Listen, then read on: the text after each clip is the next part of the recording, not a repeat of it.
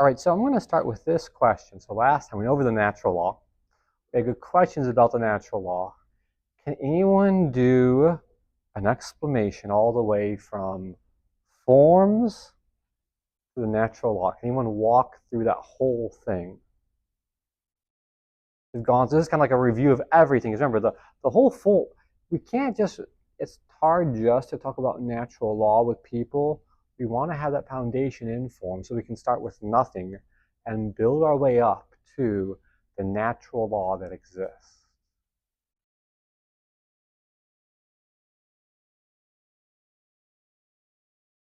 Yes. So natural law was a law that we know through morality, we know through reason. Looking at the world around us and seeing how God wants us to live. That's a natural law. So can anyone starting with the forms, proving the forms exist, come to explain how man knows he has to follow the natural law?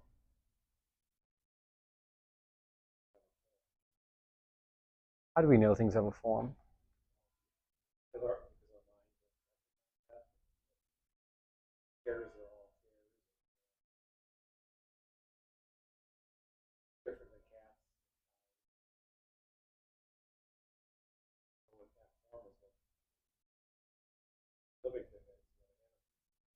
Well, what is a form? What is a form? What is a form? Yeah. Shape? Yeah, we talk about forms in relation.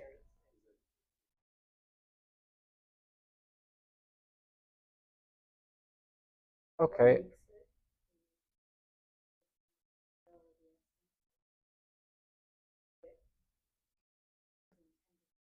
Ooh, are forms and material the same thing? What exactly is form? What are critical attributes of form? Yeah. Yeah, characteristics of form. Wait, fine, like what is a form? Like we're talking about forms. What are forms?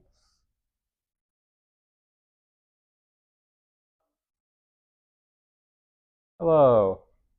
So right, forms are ideas, right? Can we name some forms? Human form. What's the form of a triangle? How is the form of a triangle different than the actual triangle?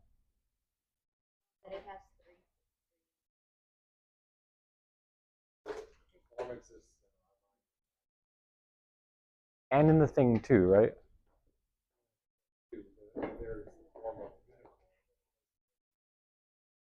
Correct. So, what exactly is the form?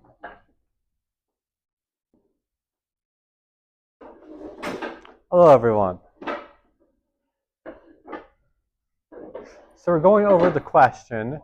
Today we're going to do a little review from yesterday. We talked about the natural law, but we covered a lot of stuff so far. And what we want to do is be able to go from kind of the forms to the natural law, because if we don't have a foundation in forms, we really can't prove the natural law. So the forms are immaterial in and of themselves. They're really immaterial concepts. So what makes a tree a tree? It has a form of a tree. What makes wood wood? Well, it has a form of wood. Let's say that wood decomposes and changes to dirt. It loses the form of wood and gets the form of dirt. But what exactly is a form? Um, Remember we did the four causes? Just like with the car, you have the blueprint, the idea of the car, and the material to make an actual car. But how do you make gold? Well, you need matter in the form of gold. You have an actual piece of gold. Now the form is in the gold, and the form is also in our intellect because it's a material, right? We can understand gold without having actual gold in our intellect. We can understand gold by having the form of gold in our intellect. So because forms are immaterial, right? They don't have particulars. So through one concept of triangle. I can understand the isosceles, the scalene, and the equilateral, right? I can't just draw the concept of triangle. Whenever you have a tangible thing, right, a form united with matter, you have particular. When you have this triangle is always an isosceles or an scalene or an equilateral. But our intellect can understand all triangles through one immaterial concept of triangle. In this concept, one concept, there are no particulars. There's various particulars that could potentially exist in this one concept of triangle. A form is an immaterial idea. Yeah. I mean, really, idea will work too, but let's stress the fact that it's immaterial. So these immaterial ideas exist in things outside of us, right? Ultimately, they exist in the mind of God. God has the idea of wood. He combines it with matter, and now you have an actual piece of wood, right? But what exactly is the soul? The soul, we can see clearly forms exist in external things, but forms also exist in living things, right? And the concept of man is what gives us all equal human dignity, right? We all have this humanity. But because we are we're a body and soul, we can all be the same insofar as we're humans. But we're different insofar as we're different individual humans, right? There's a sameness and a difference. Form and matter is what allows things to be in one sense the same and in one sense different. Right? All triangles are the same insofar as they have a triangular form, but they're different insofar as each individual triangle is going to be different size, shape, color, material, whatever, right? All men are the same insofar as they have the same human form, human essence, but they are different in the particulars, their height, their shape, certain psychological things, psychological backgrounds, right? Memories, thoughts. They're different in terms of their matter. Okay? So, we're going to, so because we all have a human nature, we were all created to be a different way. So what does, when the forms are created, okay, it's an idea. But what is the ultimate cause of all the forms? Who is the ultimate cause? Is God. And everything that exists for some purpose. So water exists to act like water acts, right? To do what water does. Gold is supposed to act a certain way. When we combine all these things, oxygen acting a certain way, we have our environment, right? We have the earth, and environments can live, and you can have climates and everything. Okay, so everything has a purpose. Man also has a purpose. The natural law is consistent in looking at the form of man, comprehending why was he created, why is this for, what is the purpose of this thing? What is the idea of man, and what are his goals? Now you might have many individual men that are not living by that norm, not living by that goal. But if we take away the individuals, understand what man is, what is his purpose, how is he made to be, that tells us how man ought to exist. Now we can look at men and we can see, if we look just at men the way they're born, we're going to find many defects, right? After the fall, we all have some sort of health defect. No one is perfectly healthy. Everyone has something wrong with them. Nowadays, everyone has ADD, dyslexia, all this stuff. But because of our understanding of what man is, we understand that those are defects that are contrary to the ultimate good of man, right? So the modern evolutionary materialist mentality wants to say the way you evolve, there is no archetype. Man just kind of evolves and become kind of whatever he wants to be, And however he evolves is good because that's how he's adapted to society, or that's how he's adapted to the environments. But this isn't true. With the concept of man is to exist a certain way. As we said in the last class, just pretend some person was an alcoholic, but is able to get by in life without beating his wife and he held his job. We would still have to acknowledge that alcoholism is a defect. It's not the way he's meant to live. Even most staunch atheists would be like, yeah, there's something wrong and disorder about being an alcoholic. This natural look at man, how he's supposed to exist, you can see if man's ultimate goal, his ability to love, is so his purpose is to love God. When you're in the state of drunkenness, you can't love something. It's contrary to man's final purpose. You're perverting his faculty. The natural law gives us an objective standard by which we can say, this is right, this is wrong. In the book, the example he gives, some people might have a club foot, right? Even if 1,000 people had a club foot would be a defect, something you want to, if you can, get rid of and fix and do whatever you need to do to the club foot or whatever other defects that we have. So it's not even just more, the form gives you more than just a moral idea, but it gives you an idea how man is supposed to function. A man born with one leg instead of two, also, it's a defect. Even if man could somehow survive better in some society, maybe he found that by having one leg, he got a huge hit on YouTube, made all sorts of money. The evolutionists say, well, he's actually evolving and adapting, and he's maybe more evolved in some sense. Yes, on a practical level, he is able to survive better with this defect, but it's still a defect because it's not how the human form is supposed to exist and operate and function. Okay? Now we're going to go to a controversial issue now. And can someone explain to me, is it possible for someone to be born with LGBT desires? Why not?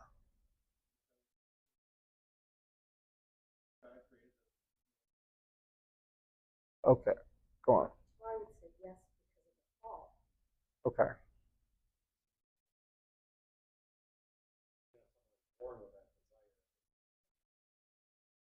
Okay.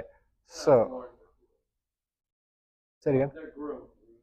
Okay. It would seem in many cases that is true, but is it possible? Is it biologically, is it philosophically possible that someone could be born gay?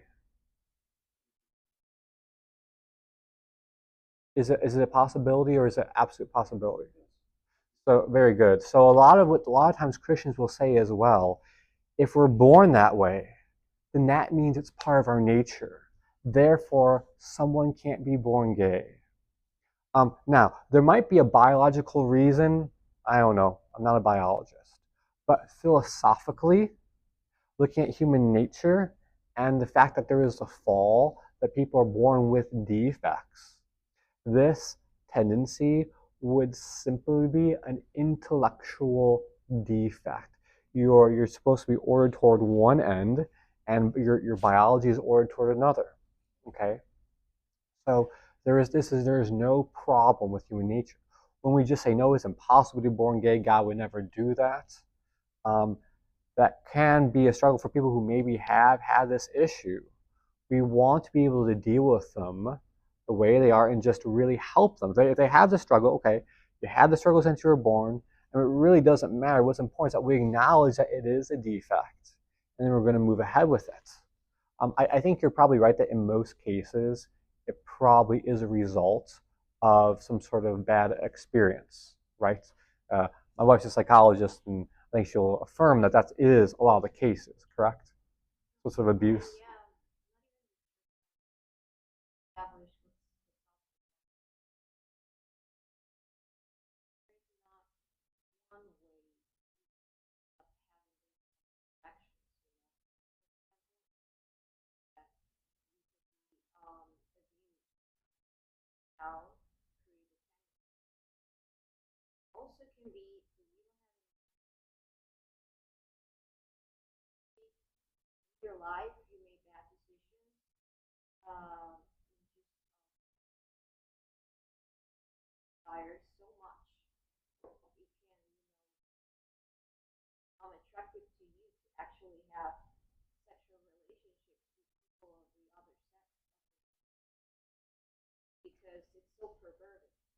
So I think what you're saying is if you're just given to all sorts of perversions, you're going to go after all sorts of things that could possibly be one method in.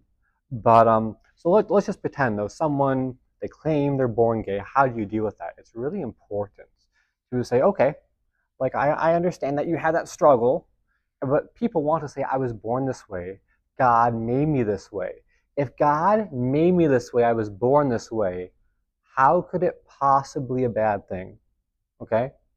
And what we have to say is, well, look at some people have ADHD, some people have dyslexia, some people have autism.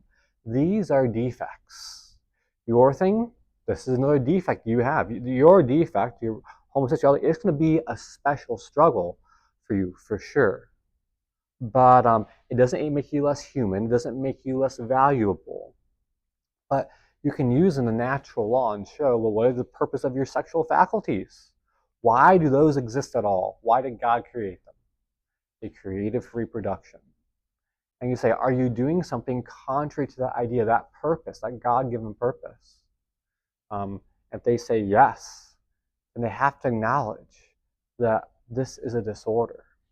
And I want to really emphasize this because I, in my own experience, talking with these people, have found this more gentle, more distant approach has been much less emotional. With some of these Protestants, like, oh, like gay people are going to hell. That in of itself really isn't helpful. Just to say that you need to be able to prudently talk to them, explain why it's wrong, and hey, there certainly is a place to tell them, hey, and you need to change your life because these are the punishment for that. But we want to be able to do it as prudently and gently as possible. And rather than saying you're just entirely screwed up, you can just say, well, no, what it is you just have this defect. This is your defect. Just like the person with autism, whatever, this is your defect. You just have to work at overcoming that defect. And when you present in that manner, these people are much more, it's much less dramatic for them. And they're at least more willing to think about it. Yes. So I usually don't always talk about it at first. So at first, like I said, usually what people realize is, wait a minute, so you're saying people use contraception are basically committing the same sin.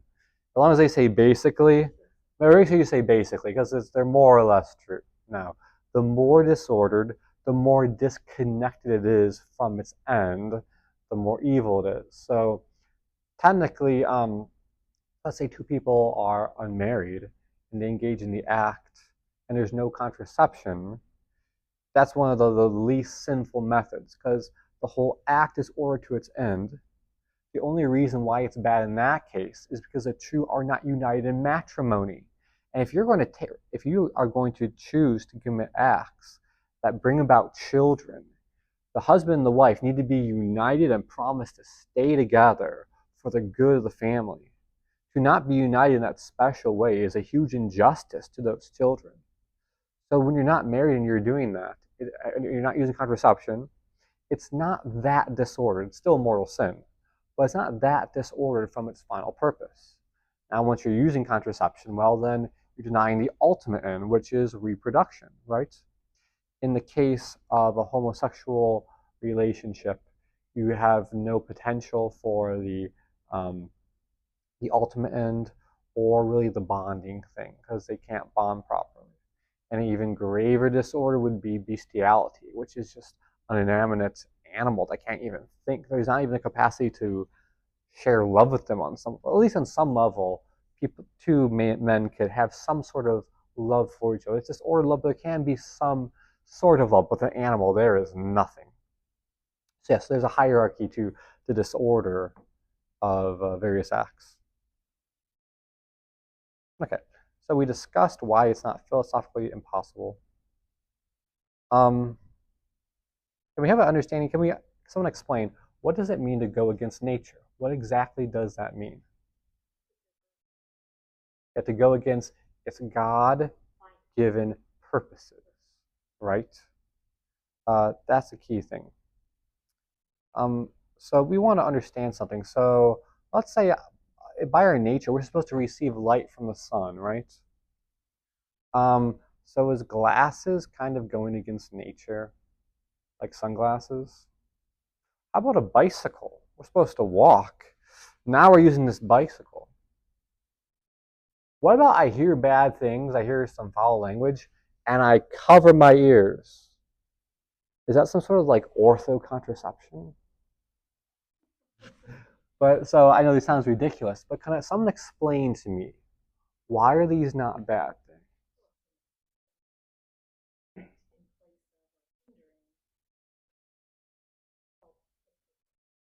Explain more. We have legs to walk to get to places. By riding a bike, you're not eliminating that, you're enhancing. Okay, yeah. What about the ortho contraception? Put your hands over your ears so you don't hear someone blaspheming our Lord. Isn't that a form of like contraception to the ears? Okay, explain. You're preventing something. Yeah. You're preventing the sin. So the ears have a purpose, right? To bring in truth and everything, blah, blah, blah, right? That's a good thing. So just as a woman, she'd be raped, she'd try to prevent herself from being, violated. Covering that wouldn't be a sin for her to do that because the guy's going to commit some sort of solitary sin, right? She should still prevent herself from being violated. She shouldn't just willingly let the act occur to prevent him from committing the solitary sin. And the same thing with the ears. There's some things that are good not to hear, that would be harmful for us to hear. And though the ears are there for us to learn, to hear, to speak truth, to hear, the word of God and whatnot, um, to prevent them from um, hearing something is in no way contrary to nature. It's actually part of our nature to prevent the evil from coming inside of us. Okay, because the purpose of the ear is not just to hear sound, but it's to fulfill that purpose in forming ourselves and making ourselves better. Okay, does that make sense?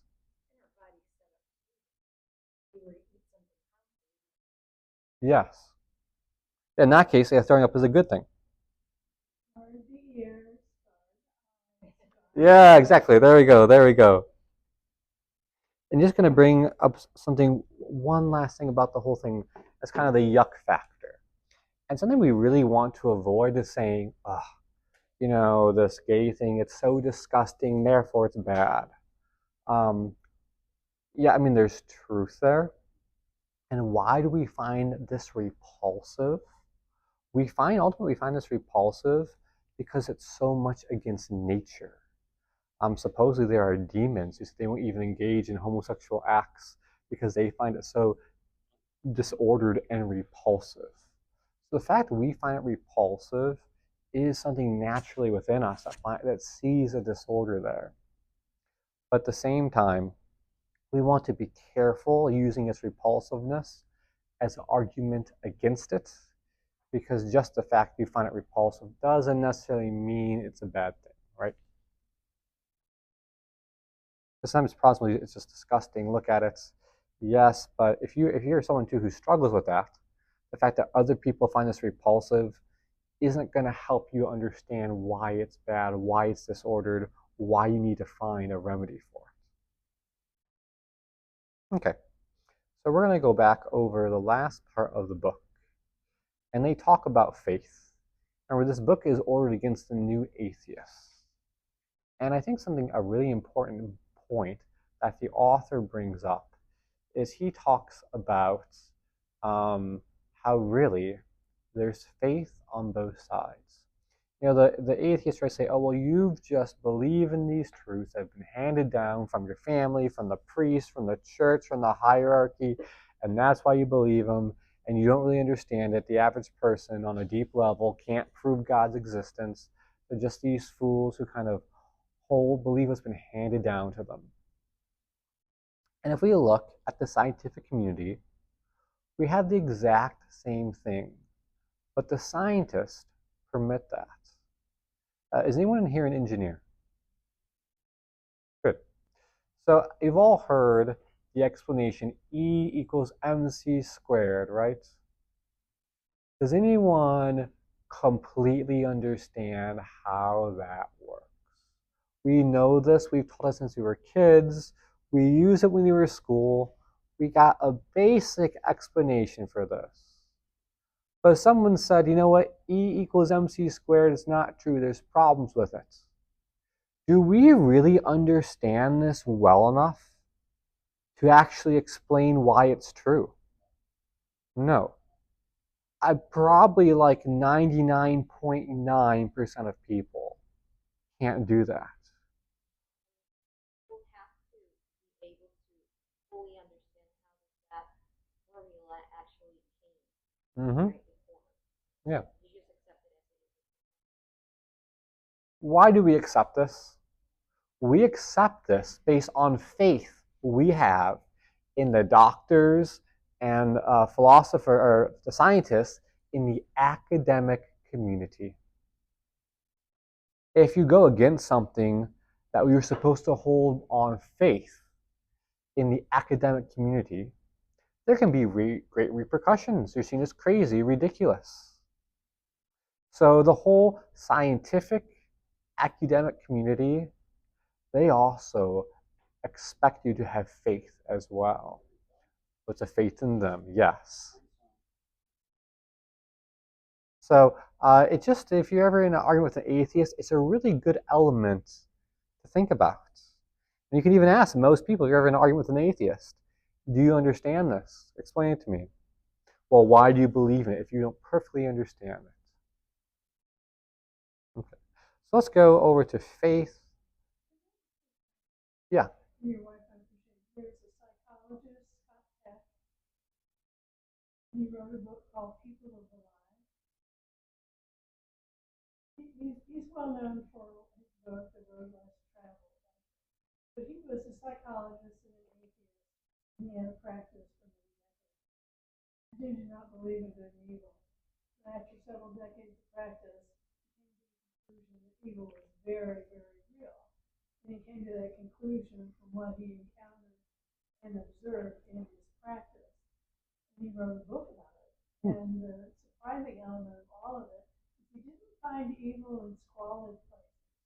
He found evil hidden in families of prominent people well respected in high office in the community. And that's where he found the evil behind it. Fascinating reading.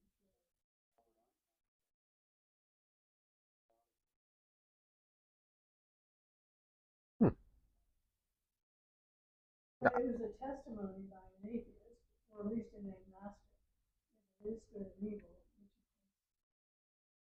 The next step is it must be God. We want to also add another thing. So our faith is actually completely reasonable. So some of the Protestants tend to have maybe a little bit of a disconnection between faith and reason. But the basically reason is just what we can see about the world. God reveals us things that are true about the world, and God created the world. Then there can't, if God is all powerful, all knowing, and perfect, there can't be a contradiction there. So if there ever feels like there is some sort of contradiction between our faith and what we see in the world, it's because there's a lack of knowledge and a lack of understanding. Ultimately, there will never be a contradiction between the two. We actually have what's called revealed theology and natural theology. So revealed theology is what God has told us through revelation. Natural theology is the stuff we're doing in this class. The stuff we are studying and learning about the world to tell us about God, God's law, God's desire.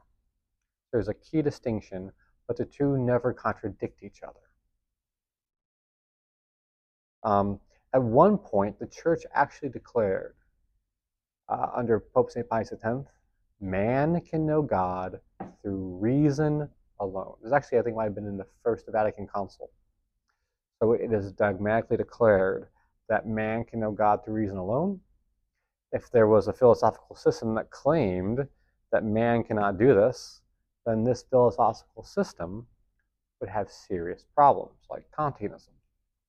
But so some of the atheists tried to say, well, the reason the church declared this is so that you Catholics just kind of have to believe that this faith is reasonable, even though it's not. You just think it's reasonable because the Pope tells you it's reasonable.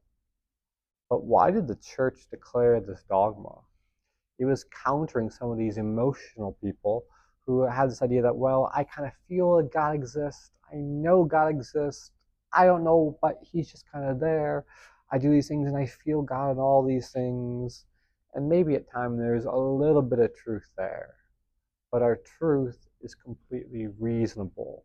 And he was trying to counter these people who are against this reasonable understanding of faith, this idea that they could believe that reason could say one thing because they feel a certain way, they accept that. Sadly, nowadays, people just kind of act on how they feel, but we need to be distant from that. So a common argument that the atheists use against us is they try to generalize us. And what they do is they'll say, well, you have Al-Qaeda. See, religion is bad. Look at Al-Qaeda. You have these snake handlers, these Protestants who, there's some verse in there about how if you're holy, you can hold a snake and it won't bite you. These Protestants would hold poisonous snakes, and that was like their thing to show that they were like holy or whatever. And but these atheists would point to these people, see, religion is bad, we just need to ban religion. But one funny part is that if we look at the famous, those are just kind of like minor, weird groups. The really famous saints, most people actually like people like Saint Mother Teresa, John Paul II. They're generally liked by people in general. They're generally seen to kind of help society. Okay, if we look at the really famous atheists, Mao, these other really famous, Stalin, they killed. Even though yes, some people have been killed by religion, more people have died at the hands of atheists than anyone else. If you're going to say that religion is dangerous because people die, then we can acknowledge that there's a little bit of truth there. But based on the number of people that have died through atheistic movements, atheism must absolutely be banned, even if it's true, because of all the deaths would be a better argument. Yeah. Again, it's something just to have in your pocketbook to use if you're ever faced with that that statement. Okay, so how long have we been going, Paloma? 33 minutes. Okay, now we're going to make a shift. So we're going to now shift to the next chapter, chapter 4. And we're going to begin to review, we've already gone over the forms. So what are the forms? This idea that we live in this world where there are forms that give us our objective standards. We're going to start to pierce into modern philosophy and understand how everything went wrong. Well, now most of us hopefully have forms. We can see how we're all men because we're all men. We have the same standards all of us are judged by. We all have the same form of man, the same concept behind all of us. We're going to look at modern philosophy, how they've started to doubt this, move away from this, and how it's led to a lot of the problems we've had nowadays. At the end, really think about it. You were probably in the realm of what the modern philosophers hold. But so to start this, we're actually going to go back to the medievals. And really this problem with the modern philosophers, it kind of started with the medievals. The realists, the Thomists, they won. But sadly it returned with the modern philosophers of Descartes and Kant. So we're going to start with the first one, Duns Scotus. Now, he's not a saint. He was a Franciscan. Modern Franciscans do rely heavily on the theology and philosophy of Duns Scotus. But history would say there are some maybe problems with some of his philosophy. Though I do think he meant well, I do think there's some problems with understanding of God and God's will. And so one question was, what's supreme in God, his intellect or his will? Now, why is that important? If God's intellect is supreme, everything's going to be reasonable in our world. But if his intellect is more important, God could just spontaneously will things without a very good reason. One day it could be one way, another day something could be different. If something is simply because God wills it, rather than because it's reasoned, then the natural law can't necessarily be known. Yes, the natural law says this, but God wills we have multiple wives, therefore it's good. No, that's not how it works. God's will is not distinct from his reason. Okay? The two always go together. This is kind of similar to Islam, where God's will is supreme. There's a certain lack of attempting to understand God because something is true because God wills it, and that's it. Why? Because God wills it. They don't really look for answers or reasons, but God wills it. Now, not all Islam always did that. There actually, Aristotle came to St. Thomas through the Muslim philosophers. But a lot of these Muslim philosophers were deemed to be heretics and removed.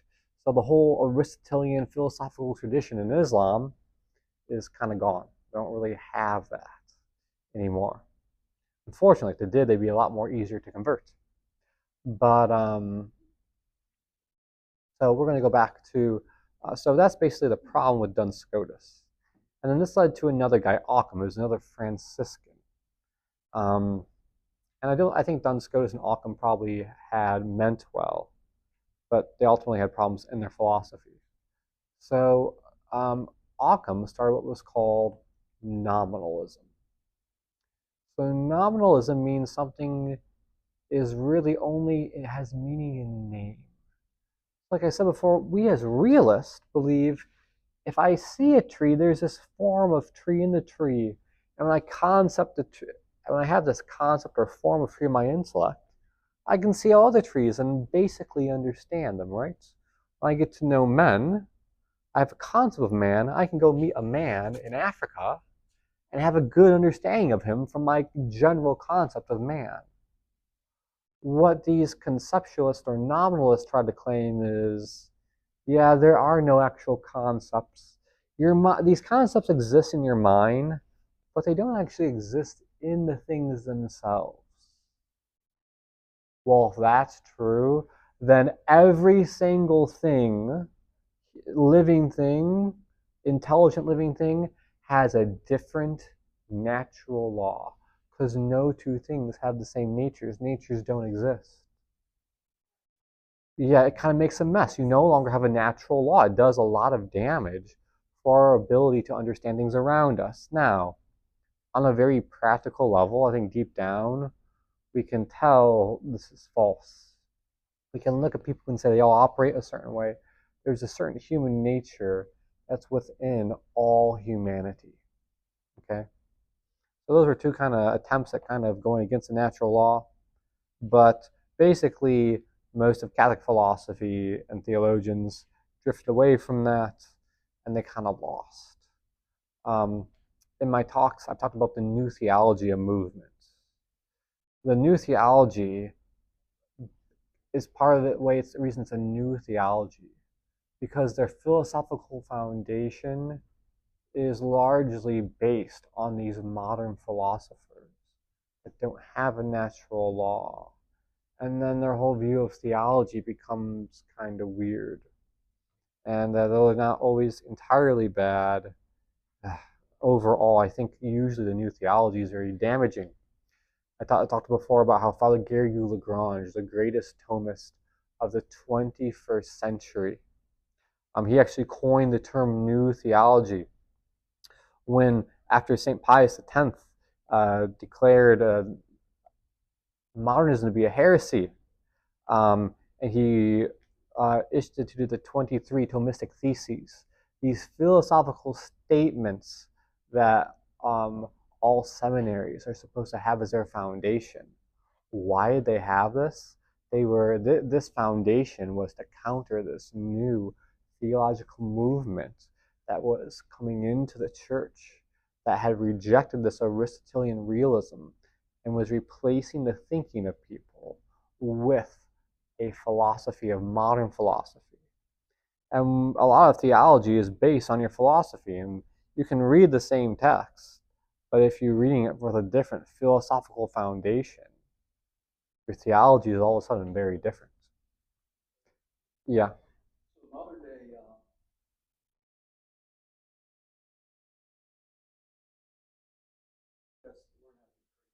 Seminaries. modern day seminaries, they omit Pius X. Well, I would say in most places it's just not taught. Um, so, so it's like St. Thomas Aquinas. He was kind of the one. So if you read in that document, he says, "Who is the remedy to modernism?" It's St. Thomas Aquinas. His philosophy and theology. There's the other schools of thought that are permitted, but for the most part, most diocesan seminaries, it's Thomistic, and they get that Thomistic in most seminaries in theory. How well is it taught? You now have the Thomistic philosophy that's taught alongside these other philosophies, these other modern philosophies. No, I mean modern. Well, yeah, like Descartes and Kant, and it's more phenomenology. So let me get the phenomenology and I'll explain to you. So yeah, how much time do we have? Okay, well, I'm going to do this next time, but I'll get started and we can always review it because this stuff is complicated. So the first modern philosopher, the father of modern philosophy, René Descartes, you've probably heard of his big thing. He was trying to, he wanted philosophy that was known absolute certainty, there could be no doubt. So in realism, you have to trust that when you see the form in something, that form is actually there. I understand the tree, but how can I absolutely prove that the forms are in things outside of us with absolute certainty? You have to have a little bit of a leap of faith. You ultimately can't prove that, okay? He determined really there's only one thing I can prove. If I, with an absolute certainty, if I'm thinking, I'm questioning the world around me, then I know that I exist as a thinking thing. That is the only thing we can know with absolute certainty. Okay, so if that's all we can know with absolute certainty, then let's just abandon this whole modern philosophy thing and go back to things we are very certain of, even though we're not absolutely certain of.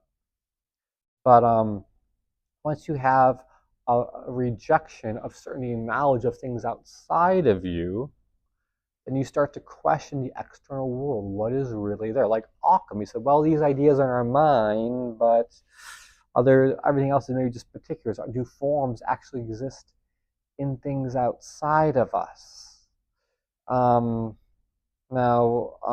Descartes did believe in God. He was a Catholic, but he also dabbled in the occult in part of his life. So he kind of started this thing of, well, he believed that he started with his whole idea of the world. Well, he kind of rejected the idea of forms, and he started kind of materialism. Everything around us is just kind of this material particles that bounce around, and that's all everything really is. He also believed in the soul because he was a Christian, but he believed the soul is just this thing that's trapped in the body in the machine. We as Catholics don't believe that. So remember I said there's a natural law.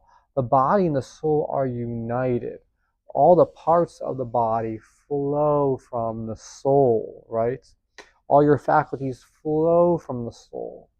If the soul is trapped inside the body, there you lose natural law. These powers of the body to reproduce and things like and nourish itself, that's nothing to do. Your nature is just your soul then in the Cartesian view. So when the body is trapped, the soul is trapped in the body. All these powers of the body are separate from the soul, right? So you no longer have a natural law. Does that make sense to everyone? It's just like if I were to wear this Iron Man suit, right? What the Iron Man suit, if it doesn't work, it's nothing to do with my nature, right? It doesn't do with my soul, my humanity, right? He separated the body from humanity. Again, it's an attack on the natural law. Kant took it a step further. He distinguished between what you call phenomena and noumena. My wife actually knew about this because they had this in her philosophy courses. And actually, when you're dealing with psychology, this can actually be useful. It's not useful, it's dangerous when you're actually trying to understand the world around us. What Kant said, we have what's called the noumena. And that's the world around us, the external world. But it's crazy. Again, let's pause real quick. Kant is a modern philosopher. He's trying to determine what we can know through reason alone. And he's convinced we can know there's a world outside of us, but we can't actually understand that world at all. I was like, we just can't grasp it. How does he know it? Well, it's not so much that he knows it, but he has no reason to believe we can grasp it. But there's something out there. But we do somehow interact with the world outside of us. We have some sort of knowledge of stuff around us, and he calls this the phenomena. So the noumena is actually there. The phenomena is how our minds understand the external world. But the phenomena isn't real. It's just created by us. Okay? So what you have in Kant is, yes, we live in this world, but everything around us is there because we really created it. I see the wood a certain color because my mind imposed that color when it's trying to translate the information coming inside of me. Now you put code into a computer, it comes pictures and all sorts of things. That's how Kant more or less believes the brain works. You have this information from outside of us, and your mind just creates images to try to interpret the world outside of you. Really, it's just chaos. But nothing you see is really there. It's all kind of an illusion that you've created. There's no longer this God created the world, and we exist in this world and see what God sees. Our intellect's in this image of God, and we see the world imperfectly in the way God created it. No, every person makes up their own world around them. And again, if you can't pierce into the essence of things, in Kant, maybe there is a natural law, but there's no method. Our intellect's incapable of grasping nature. So we can't know nature. But we can know this phenomena. That's really our only interaction with the external world. So now you have this branch of philosophy called phenomenology. And you're not actually dealing with things, you're dealing with the way your mind tries to understand the chaotic noumena. And what can this philosophy actually tell you about any real thing? I don't know. But there's a lot of modern phenomenologists. And sadly, it's really come into the Catholic theological thoughts. I'm very much against phenomenology. There are some good, well-meaning phenomenologists. You've probably heard of Dietrich von Hildebrand. He was a phenomenologist. Now, he wrote some good things on the faith. Okay? He was a good, faithful Catholic. I'm not a big fan of his philosophy. Now, if you look at the history of philosophy, you kind of have phenomenology is when it kind of starts because people are like, oh, we've ended up in this world where nothing's real. And the phenomenologists are trying to get back to reality. And they're grasping onto the only thing they have, phenomena. But it's not really enough. It doesn't really tell you anything useful. So they try to do this stuff, philosophy with phenomena, but I don't know. Like a lot of times, like if you read phenomenology, you can just tell it's phenomenology because it's a lot of stuff. I don't know if it has any meaning. Um, so one saint, who was a female Jew that converted? Well, who's a female? Edith Stein. Edith Stein. Okay, now I think she was partly just encouraged by her people. She was a phenomenologist. She did the philosophy of emotions. I don't know if there's really anything there and anything deep, because emotions are just, I don't know how it's a philosophical thing. Anyway, but this phenomenology, we'll talk about this more next time. This phenomenology is the foundation for a lot of modern Catholic theology, sadly. Now, a lot of them do mix it with some Thomism. Or they'll mix some Thomism with phenomenology. But because you're not peering into essences, the foundation for moral grounds is kind of based on nothing. It's more based on a feeling rather than seeing, okay, when you look at natural law, we see this is what God wants. I'm going to follow these rules because this is God's will. In phenomenology, it's kind of like, this would kind of be nice to do. We should probably do this. I don't have time now, but in next class, we're going to talk about the categorical imperatives. And that's where Kant, who he has his philosophy, but he needs to have a morality. So he tries his best to come up with moral principles and a moral system without appealing to nature. This is what theology of the body is largely based upon. And here's one of my problems with parts of the theology of the body is that I think John Paul II is trying to take people who have this philosophy and guide them into a Catholic morality. But I do think theology of the body is weak in some areas because, as we'll see, some of these categorical imperatives, we don't believe them because it's God's will. We just kind of believe them because this seems like kind of a good thing to do. We kind of agree this is a good thing to do. Yeah, okay, well, let's do that. So you really now have a philosophy, and the modern philosophy that really doesn't deal with God. With Aristotelian philosophy, realism, we see God in everything we do. He's always there.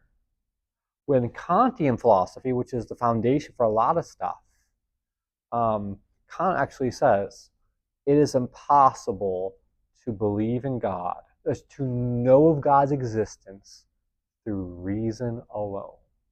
How do we know God? Ultimately through those essences, through seeing essences, and we can know God's existence. Because you can no longer know essences through modern philosophy, there is no capacity to know God. I think that's part of the reason for this atheistic mentality in modern society, and part of the reason for having subjective standards for man instead of having objective standards. This is why we need to be our foundation needs to be in realist philosophy instead of the modern philosophy most of us have grown up with. Let me add, this is a reason why in high school it is important to have a foundation in realist philosophy for the forming of the youth and the next generation. Contrary to what we are being taught in schools and college, everything's about whatever you want to do. I'm puzzled by what you said about the card, because he actually came like a list of forms. I can see what No, a Kant or Descartes. Did Descartes have a moral philosophy? I don't know. Descartes was a Catholic, so he still held, I think, to most of the Catholic dogmas. He got in trouble, I don't know if him or some of his followers, when they tried to explain the Eucharist through his materialist mindset without forms. He got into problems with that because it doesn't work without form. You have transubstantiation as a dogma. There's matter and form. There's really no form in the Kantian view. You just have matter. You have particles, but if there's no forms, there's just particles. What makes this Jesus? But I don't know about Kantian's or Descartes' morality. Kant did.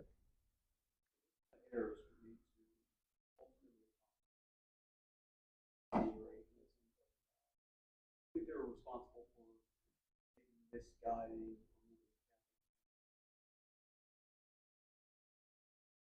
The Reformation. I don't know. Did it lead to Reformation? That's interesting. I have to think about that. I never thought the Reformation. So no, because that was before that.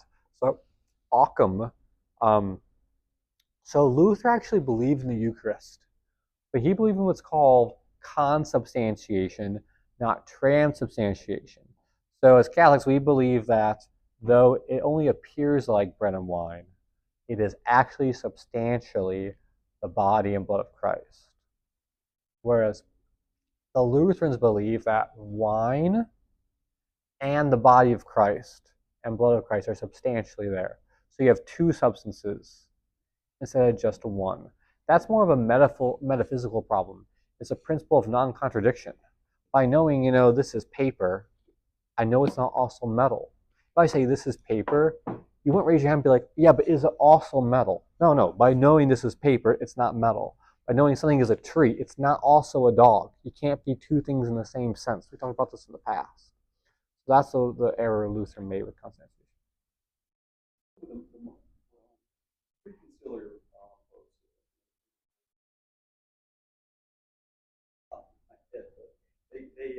they allude that post enlightenment.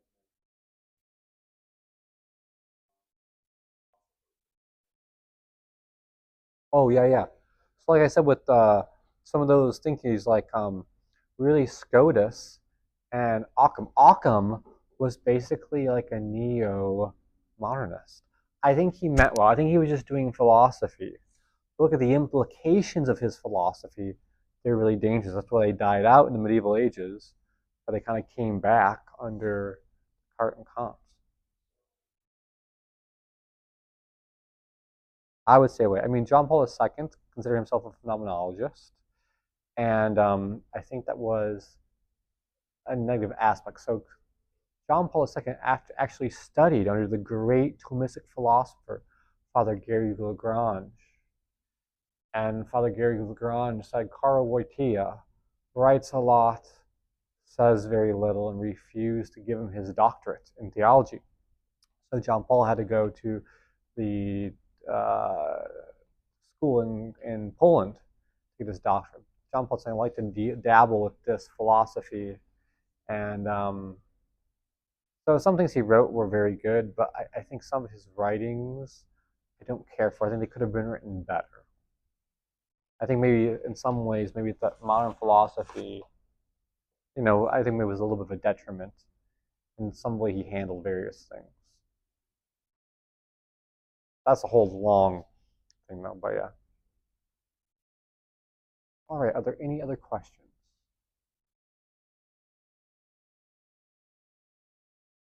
All right, very good. So the next class we'll go into more into the modern philosophers and really hash that out.